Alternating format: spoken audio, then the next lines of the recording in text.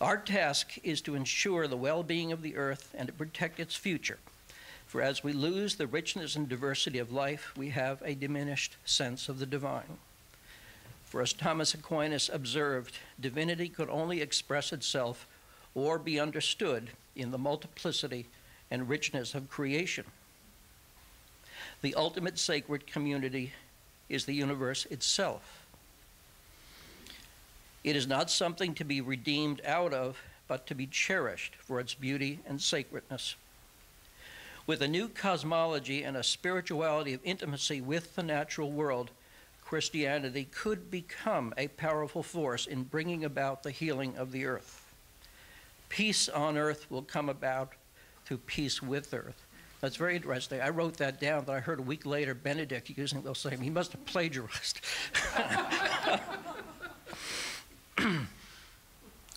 Berry spoke with confident anticipation of a third divine mediation between earth and the human community, and through his work has helped to bring that about.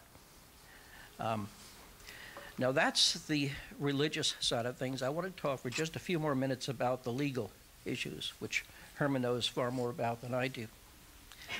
Beyond the inadequacies of religion, another major problem for Berry is the lack of legal standing or protection for the natural world, since the American Constitution reserves all rights for the humans and treats the natural world as property.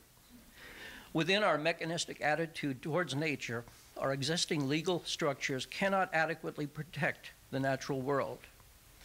Our legal system inherits an enlightenment bias towards inherent human and private property rights. When the basic legal rights of personhood were extended to industrial corporations in 1873 by the Supreme Court, without corresponding legal responsibilities, the stage was set for the unrestrained corporate plunder of the earth. Existing legal statutes are clearly inadequate to protect the environment, and the profession of law has been slow to respond to the need to create legal protection for the non-human world. American courts have been unwilling to support even such minimal environmental laws and regulations that exist.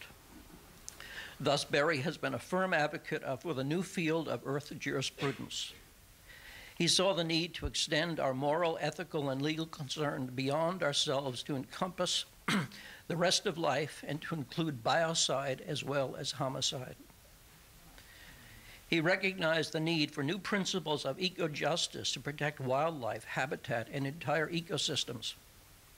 He understood that natural rights are analogous to being, and every creature has the basic right to exist. Given the innate conservatism of the legal system and the deeply ingrained concepts of private property rights, extending legal rights to the non-human world will be an enormous challenge. At the present time, the non-human world exists primarily in a use relationship with the human. We must reestablish the principle of continuity and reciprocity between the human and the non-human world. Thomas considered the questions of rights, their origin, their distinction, their role, and especially their function in human-earth relations, and in response has proposed the 6 basic principles of eco-justice. And how many of you are familiar with them? Okay, well, let me just review in very shortened form. Number 1, the natural world has rights that come with existence itself. Number 2, every part of the earth community has 3 rights: the right to be, the right to habitat, and the right to fulfill its ecological role. Number 3, in the non-living world, rights are role-specific. In the living world, rights are species-specific. All rights are thus limited. Let me just, here we are. Here's my last page. I'm getting there, folks. Number 4, human rights do not cancel out other modes of existence, and human property rights are limited. Fifthly, species rights extend to individual creatures. And finally, 6th, these rights are based on the intrinsic relations between all parts of the community of Earth. Now, two important initiatives in response to Berry's eco-justice proposals have been the recent establishment of the Center for Earth Jurisprudence in Miami and the concept of the great jurisprudence in Cormac Cullane's Wild Law. Berry also has much to say about reforms needed in education and business as well, but I think his critiques of culture, religion, and law seem to be the most far-reaching and comprehensive for the transformations needed to establish the ecozoic law. Now, if I could conclude, again, with just one small caveat, and here I step back and speak for myself rather than for Thomas. It seems to me that none of our efforts to bring about the ecozoic era will amount to much unless humans make a concerted global effort to promote family planning and reduce unrestrained population growth. And these efforts must become part of the great work. Since humans are part of the natural world, they are ultimately subject to the same limits on the global carrying capacity of the planet. Any plant or animal species that exceeds its carrying capacity will eventually crash. Now, perhaps I'm too much of a Malthusian, so banish my negative thoughts. But I cannot imagine how life in the future on a crowded, diseased, famished, and conflict-ridden world can be anything but short, nasty, and brutish.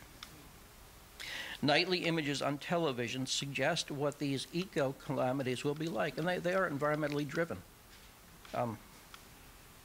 Now, perhaps Paul Hawken's vision in Blessed Unrest, and I truly recommend that book to you, of 1,000 points of light of worldwide environmental groups and NGOs will move us towards the ecozoic era. But in a frightened and angry world of social and environmental decay, there will also be forces moving in the opposite direction. Now, Thomas has remarked that in the future there will be two groups of people: those who care about saving the environment and those who don't. But the future is radically open, and small visionary groups have brought about significant and remarkable social change.